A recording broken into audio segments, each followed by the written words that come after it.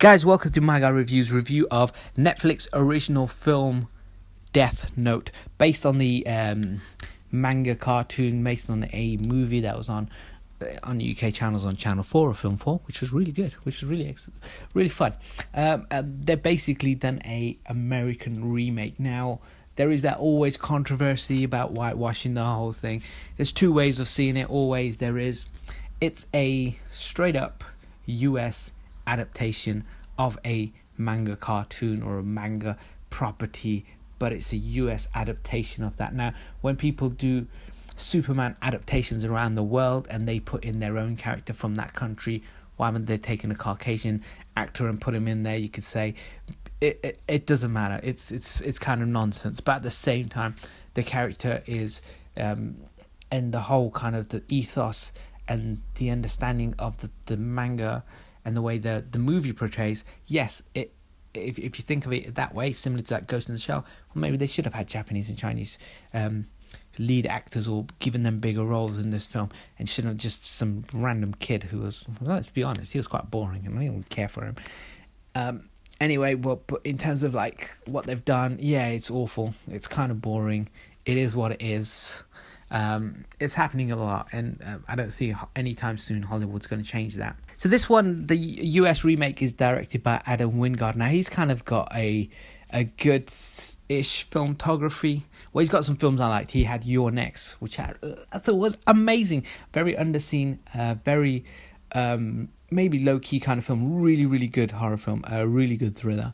And then he's done films like The Guest. He's got VHS. I think he's done one episode in VHS. Then he's got VHS 2. He's got a bit in ABCs of Death. He's obviously got Death Note now, and he's going to be doing King Kong versus Godzilla. And it's gone on the record, and he's just said straight away, King Kong versus Godzilla, only one person will win. Now, I've seen Alien versus Predators, Batman versus Superman. We've seen Jason versus Freddy, and in realistic terms, none of them win. So it'd be good to see the Kong win or Godzilla win. Now, looking back at the original, I believe Kong won, because then King Kong disappears into the water after the big fight. Anyway, whatever he does, it will be good. Like, he's done good. His pacing and stuff is good, and this is kind of, it shows with this film. His directorial kind of the way he works it out is good. Unfortunately, it just felt like the script let him down. The lead actor, oh man, he was boring. I didn't really care for him. The guy who was trying to pursue him is just different to the original, because I thought it was like a police officer or an FBI agent or someone quite high up. He was chasing the kid down. In this, it just seems like another kid is chasing down this kid, and he's being brought up in some detective world. And anyway, we'll get more into that as the film goes. But the premise of it is simple. A Death Note is a book. Now, in the book, you put in a person's name. You think and you remember their face as you write down their name. And you can even write down how you want them to die. If not, it's kind of left up to, I think it's Roku to kill them.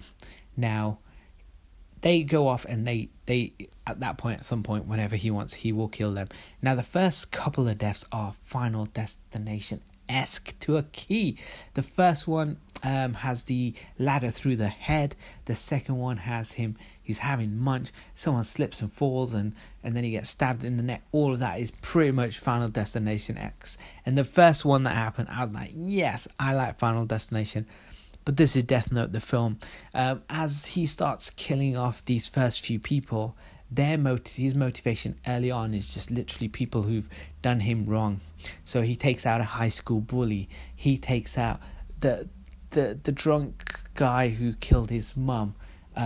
And then he goes to the FBI's Most Wanted, and he starts taking out criminal masterminds until the point where the criminal masterminds start handing themselves over to the police because they don't want to die in that manner. So he starts doing that.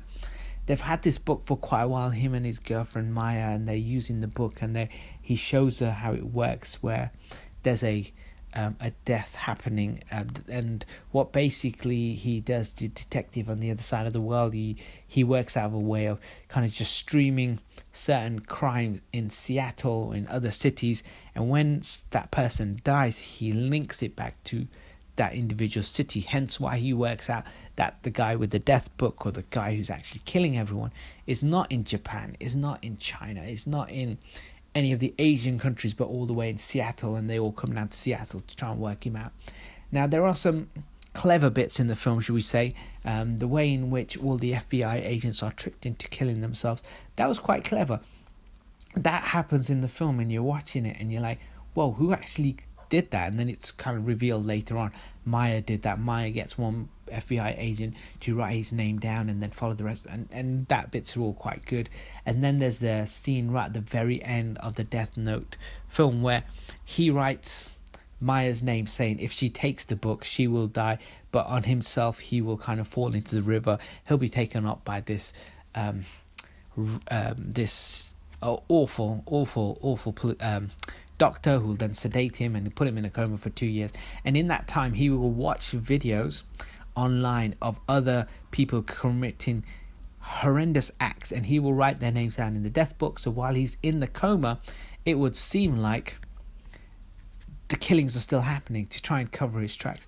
Now, the film premise and everything had so much potential. Willem Dafoe is incredible. His voice is amazing in this, and this is the problem with the film, is the character development of the main villain would have been good to see more of. Seeing more of him, seeing the kind of build his character. Unfortunately, he's in for little glimpses, and that's kind of ruins it, because you're following this annoying, whiny little teen who you don't like by the end of the film, even though he's clever and kind of the means similar to with Don't Breathe, where stealing from a blind man, stealing all that money because she wanted to.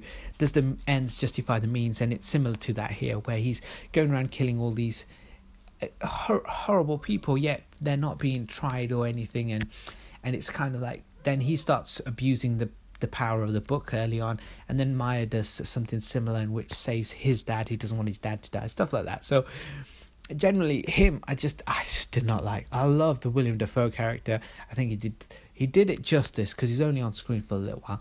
The effects for him looked amazing. He looked great. I remember watching the Japanese version, and you can always make out he's not as real. But of course, technology has advanced so much. The US budget for this is like 40 million, maybe more than double what the original had, and this is really good. Unfortunately, the menace and the way the character was originally portrayed, it doesn't have that same presence, because he's not in the film long enough, and it would have been good to see more of him. Overall, there are some good, clever bits, like I said before, with Maya tricking the FBI agents, him right at the very end on the Ferris wheel, tricking Maya into taking the death note, all of that. Now, at the end of, I think, the original, the Japanese or Chinese version, there is the moment where the book finds itself to another person. Now, this is a secondary book that finds itself to another individual, and that person is some sort of actress or something, and she has her own death book or death note, and at the end he joins the FBI to investigate crimes and stuff with his dad, and he's going to help out to try and find the killer, stuff like that. Now here none of that happens, but you have that moment where L is about to write his name and starts giggling, and it's unclear as to if he's got enough to write that name on the book, on that torn piece of paper, and it could, but it's left kind of ambiguous. And then there's the moment right at the end where the death god looks at him and said, humans are so interesting.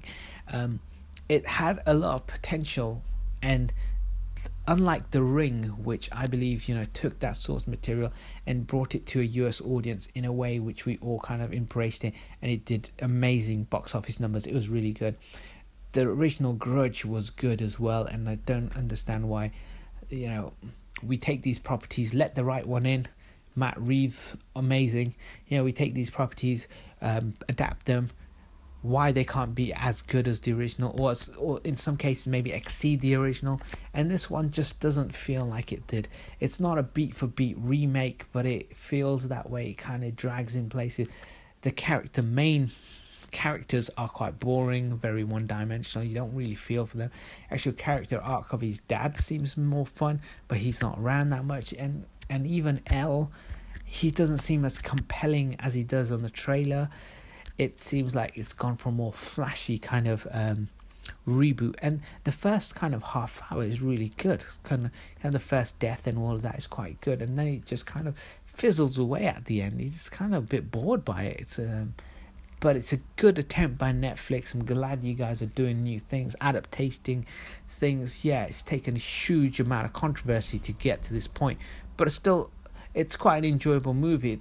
It's one of the middling movies again. It's like this Netflix has these two kind of areas where you have the really good movies, Beast of No Nation, I think it is, Fundamentals of Caring, and then you have the god awful kind of Netflix original movies with Adam Sandler chasing Cameron. You have the Kevin Smith movies, they're just the garbage ones, and then this is kind of in the middle. It's not total garbage, it's nowhere near Netflix's better movies, 2 or 3 that they do have. It's really down the middle. It's a 5. It's an average film. Unfortunately, there's a much better original, which is what brings it down even more. If there was an original, this was a new idea, new concept, it may be a 6. But it's not. There's a much better original. I think it's unfortunate because the director is great. He's got Your Next is one of the best kind of horror movies of that year. It was great. It was very punchy. It was really quick.